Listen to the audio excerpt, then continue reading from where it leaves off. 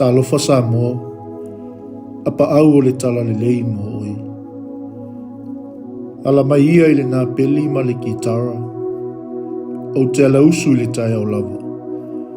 Io vai, o te vivi ia te oe i lumo le nu, o te whai pēsenga fo ia te oe i lumo o tangata. Whatalo whātu lo tātou a inga le nei fo ia so fōu mai leli. Ia malei fua mai ai le manuia, maala whai mai le malusi. O whao pōpoina mai pēr le atua so le lei o le olanga, mō la tātou fō launga. O le mea lea, ia tātou wha manuina i pēr lona sua whapa ia. Ona o lona alofa tū noa ma lona anga le lei. Ua toi mo moli manuia mai ailo o tau soifua, wha pēr si o mātou wola vai vai le nei aso fōu. Le ia lava lona sua fōu. Ua mo ni ai upo le pese. Ua tala noa manu le ngangana o le tai au. O ave o le la ua punitia fo'i e puau. Le sau maalu e whaasu i lau o la au. Sa sala le fungala au mātala o au. Le iti o fo'i sa moa whai o na tai au. Le amatanga o le aso whaupopo le o langa. Le tai au nai matangi uwhea mai maleata. Le TALALELEI ua so'o ai nei sa moana. Awane ingalo ia te oi, e iei se mea lelei na e whanau ma oi. E te tau ona te tala, ma tui na atu i le lalolangi mo se vi inga o le li. Ai mai se le manuia mo oi malo a inga.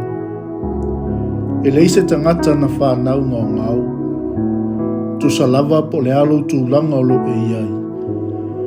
Po fea e te nofo ai, po le alau tūlanga o loua o ongo, tūlanga i le lotu, totono o le 𝘕𝗂𝗿𝘄𝗏𝗏, tau lava o le whaaftai le tua i mea uma i le olanga.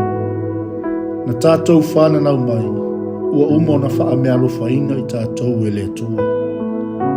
E whapena le whaaftai alo tātou o li o Yesu Keriso, na whai atu i lon tamaa, ina ua mai ale ngalu inga tele na fio mai ai. Ua outu ina atu le vi inga ia te oi le lalolangi. Ua oufa umaina le ngalu inga na e tu ina mai a te a. Au te whaia. Sa moa, mana tu. Ia e tu ina atu ia iova o mea e te popole vale ai. O ia lava na te tausia oi, na te le tu una e whaavawaula mi o tonu i e whangai tia. A whialo whale ni lu tau o le nei aso.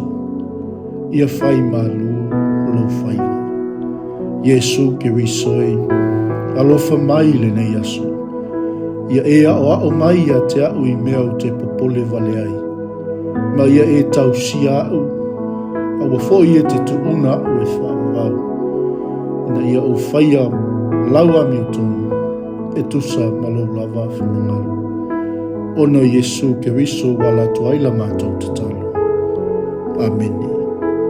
Manuia, whaiva malava singa o le nei aso.